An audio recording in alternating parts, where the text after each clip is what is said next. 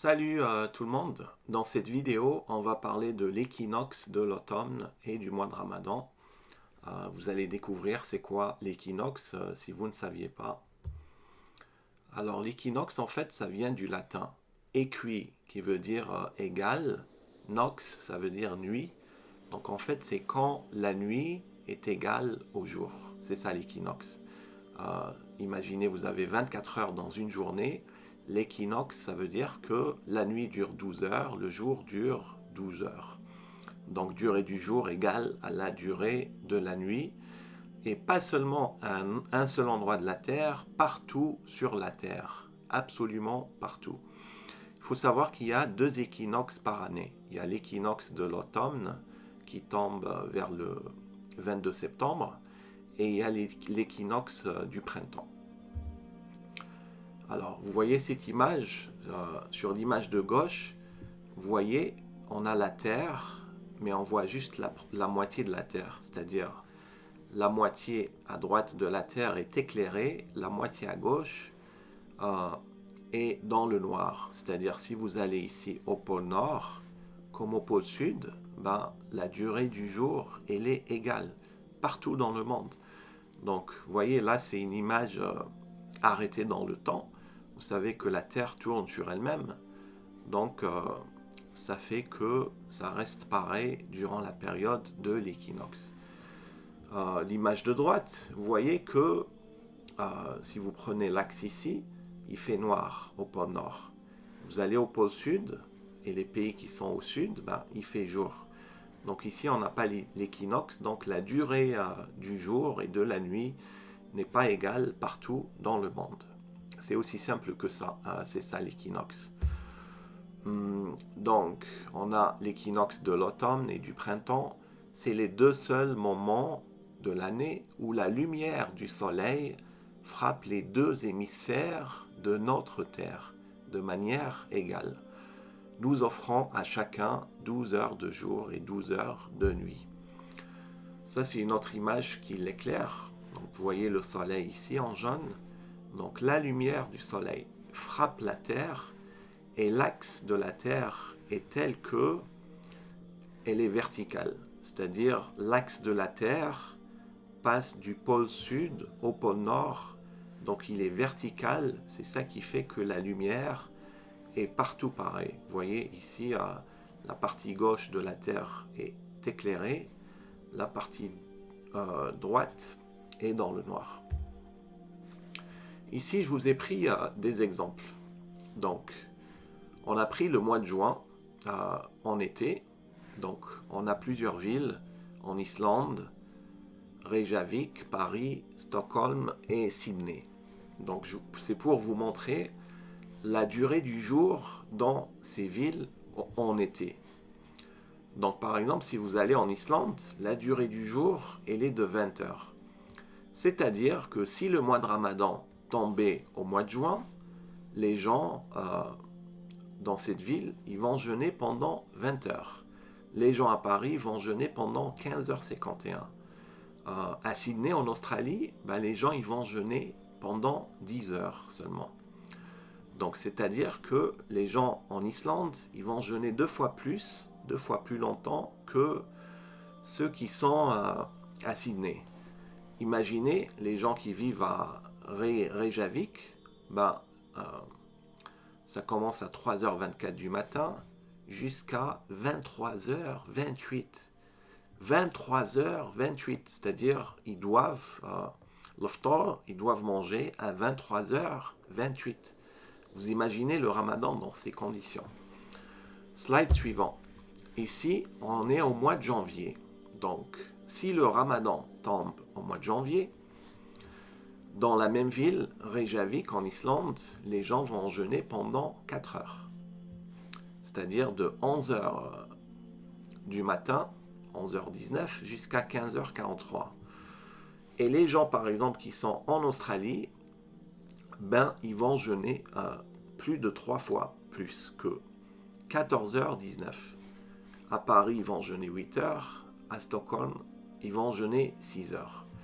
Vous voyez, c'est-à-dire dépendamment de l'endroit où vous habitez sur Terre, la durée de votre jeûne ne va pas être pareille, dépendamment quand tombe le mois de Ramadan, suivant le calendrier des musulmans. Ici, mois de septembre, là je vous ai pris les chiffres du 1er septembre. L'équinoxe arrive le 22 septembre, donc lors de l'équinoxe, la durée du jour, elle est encore plus égalisée que ici.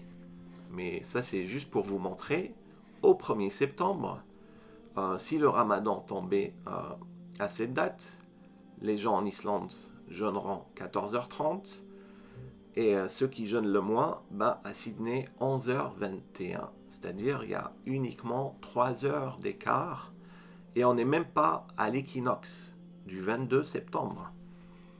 Slide suivant, mois d'octobre. Mois d'octobre, 1er octobre, c'est-à-dire 10 jours après l'équinoxe. Regardez la durée du jour. 11h18, 11h36, 11h26, 12h22. C'est-à-dire, il n'y a même pas une heure de différence entre les villes. Qu'est-ce qu'on constate là? On constate que lors de l'équinoxe, la durée du jour, elle est égale à la durée de la nuit, et pas seulement, c'est-à-dire la durée du jour, elle est égale partout dans le monde. Là, on est uniquement 10 jours après l'équinoxe. Qu'est-ce qu'on conclut de cela? Moi, j'en conclus que l'équinoxe de l'automne, c'est un signe d'Allah que le mois de Ramadan tombe en cette période. Pourquoi? Premier point, parce que la durée du jeûne, elle est identique partout dans le monde. Partout dans le monde. Deuxième point, égalité entre tous les croyants, peu importe où ils habitent. Que vous habitiez en Islande, en Australie, aux États-Unis, en Afrique, en Arabie Saoudite, peu importe, tout le monde jeûne quasiment la même durée. Troisième point, la durée du jeûne est raisonnable partout. C'est-à-dire, vous n'allez pas avoir des choses comme en Islande, au mois de juin, où les gens doivent jeûner pendant 20 heures. Ça ne fait aucun sens. Vous voyez, Dieu ne va pas demander aux gens de s'épuiser à jeûner pendant 20 heures et dormir. C'est-à-dire, ça ne fait pas de sens. Bref, Shahro Ramadan. Le Coran parle de Shahro Ramadan. Donc, ça c'est dans le Coran. Quand Dieu a révélé le Coran au prophète Mohammed, il a parlé de Shahro Ramadan en disant que quand vous êtes témoin de la nouvelle lune de ce mois, vous devez jeûner ce mois-ci. Comment le prophète Mohammed pouvait savoir de quoi il s'agissait? Comment le prophète pouvait savoir c'est quoi Shahro Ramadan dont Dieu parle dans le Coran? Eh bien, c'est tout simplement un mois qui se trouve dans le calendrier des Arabes. Les Arabes, c'est le peuple à qui appartenait le prophète Mohammed. Ils avaient déjà un calendrier. Et le mois de Ramadan, c'était le 9e mois dans ce calendrier. Les Arabes, on sait qu'ils avaient un calendrier lunisolaire, c'est-à-dire qu'ils utilisaient la lune et le soleil pour le calcul du temps. Pas juste la lune, les deux, le soleil plus la lune. On sait également que dans le calendrier des Arabes, leur 3e et 4e mois, ça s'appelle Rabi' al-Awwal, Rabi' al-Thani, qui veut dire printemps 1, printemps 2. Donc, par déduction, étant donné que le 3e et 4e mois désignent le printemps, on sait que le mois de Ramadan, dans le calendrier des Arabes, désigne l'automne.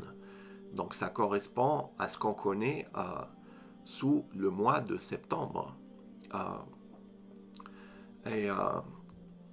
Quand le Coran a été révélé, parce que Dieu, tu sais, vous savez, quand Dieu nous parle dans le Coran, Dieu parle de choses qui existent. Donc, quand Dieu a parlé de Shahru Ramadan, il fallait que les gens sachent c'est quoi Shahru Ramadan. Et le seul calendrier au monde qui avait un mois qui s'appelait Ramadan, ben c'était bien le calendrier des Arabes.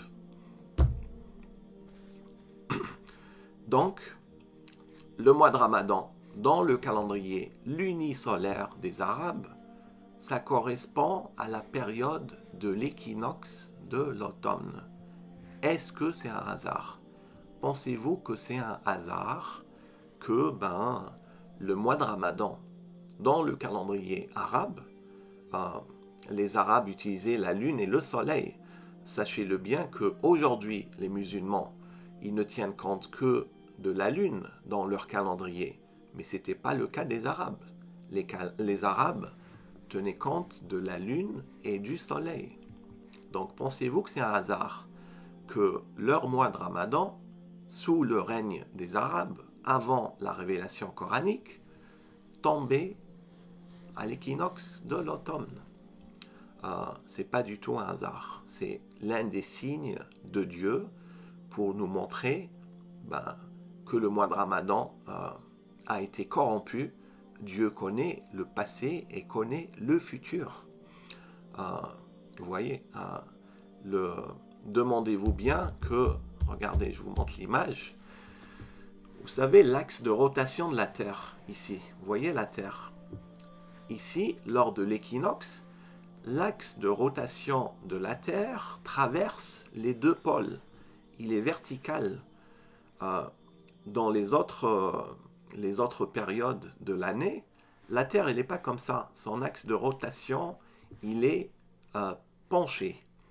Il est penché d'un certain degré, 10 ou 15 degrés, qui fait que la période, la durée du jour et de la nuit, elle n'est pas égale partout. Mais lors de l'équinoxe, elle est égale. Vous voyez, c'est qui a décidé que l'axe de la Terre soit ainsi au mois de septembre, lors de l'équinoxe? C'est Dieu. C'est Dieu qui a créé le monde. Il n'a pas créé le monde par hasard. Les signes d'Allah. Et dans les cieux et sur la terre, que de signes auprès desquels les gens passent en s'en détournant. Verset coranique, sourate 12, verset 105. Dieu nous dit que de signes auprès desquels les gens passent en s'en détournant. Autre verset, nous leur montrons nos signes dans l'univers et en eux-mêmes, jusqu'à ce qu'il leur devienne évident que c'est cela la vérité. Ne suffit-il pas que ton Seigneur soit témoin de toutes choses? Donc, Dieu nous dit qu'il y a beaucoup de gens qui ignorent ces signes. Les signes dans l'univers, ils sont partout dans l'univers. Et ils incluent, je dis bien, ils incluent l'axe de rotation de la Terre. Pourquoi l'équinoxe existe? Demandez-vous pourquoi l'équinoxe existe. Question. Vous me diriez par exemple, est-ce que la majorité se trompe? Pourquoi il ne faut pas suivre juste la majorité des musulmans qui suivent un calendrier 100% lunaire comme ils l'ont toujours fait depuis des siècles? Allah nous répond dans le Coran. Si tu obéis à la majorité de ceux qui sont sur la terre, ils t'égareront du sentier d'Allah. Ils ne suivent que la conjecture et ne font que fabriquer des mensonges. C'est-à-dire que même si c'est pas vous qui avez fabriqué les mensonges liés au calendrier musulman, vous pourriez être dans ce premier cas. Ils ne suivent que la conjecture. Vous pourriez être en train de suivre que la conjecture. Deuxième question. Est-ce que les imams se trompent? Pourquoi ne pas suivre le calendrier 100% lunaire on l'a vu dans une autre vidéo, le calendrier 100% lunaire des musulmans a été introduit par le calife Omar. C'est-à-dire le prophète Mohammed lui-même n'utilisait pas ce calendrier lunaire qui a été introduit après sa mort. Le prophète Mohammed utilisait le calendrier de son peuple qui était lunisolaire. Donc vous me diriez, pourquoi ne pas suivre le calendrier lunaire approuvé par les imams? Allah vous répond. Regardez ce que le Coran nous dit. Il a fait de la nuit une phase de repos, le soleil et la lune pour mesurer le temps. Pour mesurer le temps, quoi? Le soleil et la lune.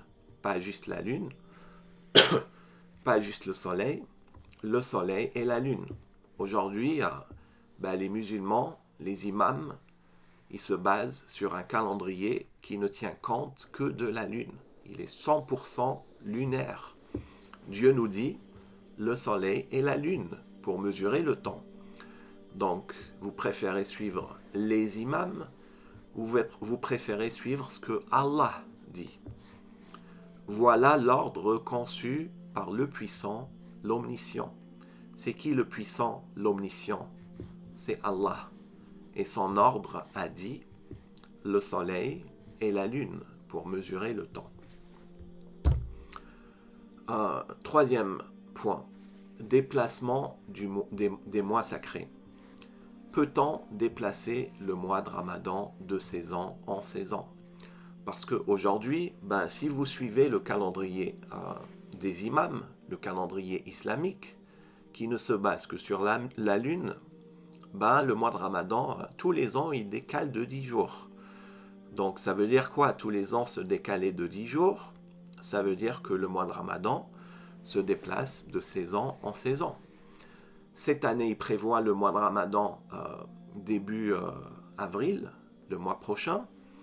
Sachez que dans 15 ans, le mois de Ramadan, il va tomber au mois de janvier, en hiver.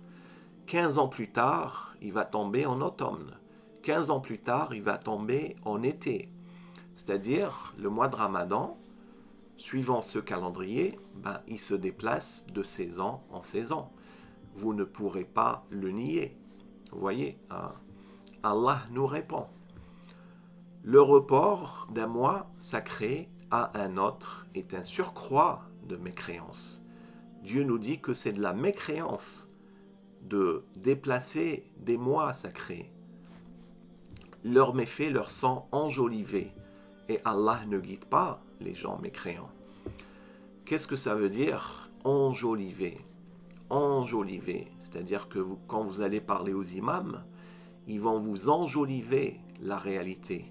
Ils vont vous enjoliver le grand méfait qui est de déplacer un mois sacré, le mois dans lequel Dieu a fait descendre le Coran.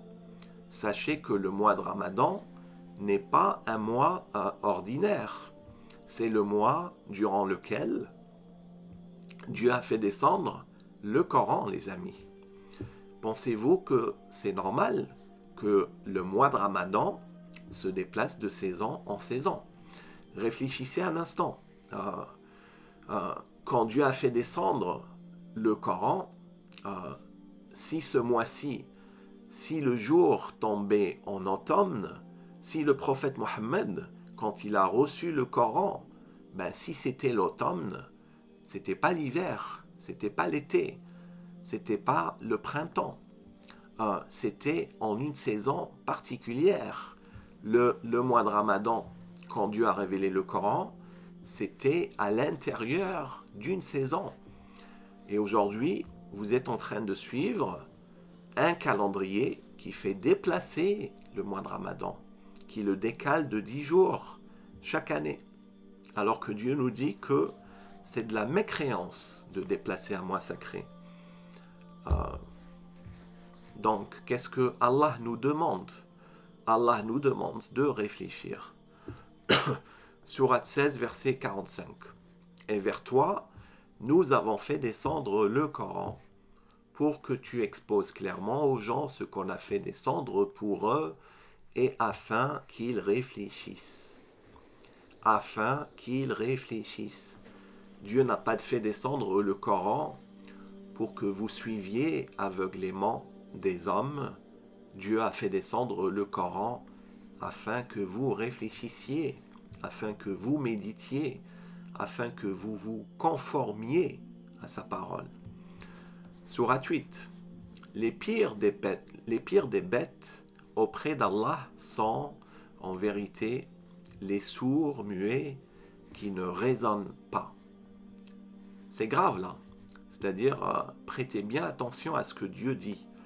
Les pires des bêtes. Vous savez, souvent Dieu nous parle des bêtes dans le Coran comme étant les animaux, c'est-à-dire les poulets, les poules, les moutons, les animaux qui ne réfléchissent pas, qui ne peuvent pas raisonner, puisque Dieu ne leur a pas donné les capacités de raisonner et de réfléchir. Or, Dieu nous dit, les pires des bêtes auprès de lui sont les sourds muets qui ne raisonnent pas. C'est-à-dire, ça s'adresse aux hommes. Ceux qui ont les capacités de raisonner, c'est les hommes. Et ceux qui ne raisonnent pas, c'est-à-dire si vous avez la capacité de réfléchir et de raisonner, mais que vous ne réfléchissiez pas, vous êtes ce que Dieu considère les pires des bêtes. C'est-à-dire encore plus bêtes que les bêtes, c'est-à-dire les bêtes dans le sens les animaux. Les êtres humains qui ne raisonnent pas, alors qu'ils ont les capacités de le faire, ils deviennent pires que les animaux qui ne réfléchissent pas parce que c'est leur nature de ne pas réfléchir. Et si Allah avait reconnu en eux quelques biens, il aurait fait qu'ils entendent. Mais même s'il les faisait entendre, ils tourneraient le dos en s'éloignant. C'est-à-dire, Dieu parle de ceux qui ne raisonnent pas. Il nous dit que si Dieu avait reconnu un quelconque bien auprès de ceux qui ne raisonnent pas, il les aurait fait entendre. Et il nous dit que même s'il les faisait entendre, ils tourneraient le dos en s'éloignant. C'est-à-dire, tu leur montres la vérité. Tu leur montres les versets de Dieu, la vérité d'Allah. Et ils vont s'éloigner, ils vont la renier, ils vont faire comme si qu'ils ne l'avaient jamais entendu. Donc, voyons ici une comparaison entre ce que Allah demande et ce que les musulmans font aujourd'hui au sujet du calcul du temps. Qu'est-ce que Dieu nous dit au sujet du calcul du temps? Il nous dit le soleil et la lune pour le calcul du temps. Sourate 6, verset 96. Qu'est-ce que les musulmans font aujourd'hui? Ils suivent que la lune. C'est-à-dire, ils basent leur jeûne sur un calendrier qui ne se base que sur la lune. C'est-à-dire, ça ne te calcule pas. Ce calendrier ne calcule pas correctement les années et ne calcule pas correctement les saisons. Alors que Dieu nous dit le soleil et la lune pour le calcul du temps. Deuxième point, pour les mois sacrés, dont fait partie le mois de Ramadan. Dieu nous dit, c'est de la mécréance de les déplacer. Sourate 9, verset 37. Qu'est-ce que les musulmans font aujourd'hui? Le mois de Ramadan, il se déplace aux 4 saisons. Il se décale de 10 jours tous les ans. Il passe de saison en saison. Voilà. Comportement à adopter. Qu'est-ce que Dieu nous demande? Dieu nous demande de suivre ses commandements. Les commandements d'Allah. Où est-ce qu'ils sont les commandements d'Allah? Les commandements d'Allah sont dans les révélations qu'Allah nous a envoyées. Dans le Coran, on fait partie et sa dernière révélation. Allah nous demande de réfléchir. Il nous demande de raisonner. Qu'est-ce que les musulmans font? Ils ne suivent que des imams. ils ne suivent que des conjectures, ils ne suivent que la majorité. Alors que Dieu nous a dit, si vous suivez la majorité, vous allez vous retrouver égaré. Sourate 6, verset 116. Donc, moi je vous invite à vous poser des questions. Vous réfléchissez par vous-même. Je ne peux pas vous demander plus que ce que Dieu vous demande lui-même. Dieu vous demande de raisonner. Dieu vous demande la bibliothèque vos parents, vos ancêtres, les conjectures des hommes. C'est à cela.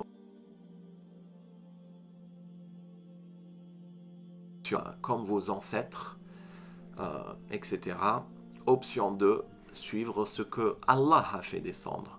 Et ce que Allah a fait descendre, eh bien, il peut remettre en question certaines de vos fausses croyances. Donc c'est ça la question à vous poser. Est-ce que c'est vos imams qui disent la vérité? Est-ce que c'est vos ancêtres qui disent la vérité? Ou est-ce que c'est Dieu qui dit la vérité? Je vous laisse sur cela. Assalamu alaikum wa rahmatullahi wa barakatuhu.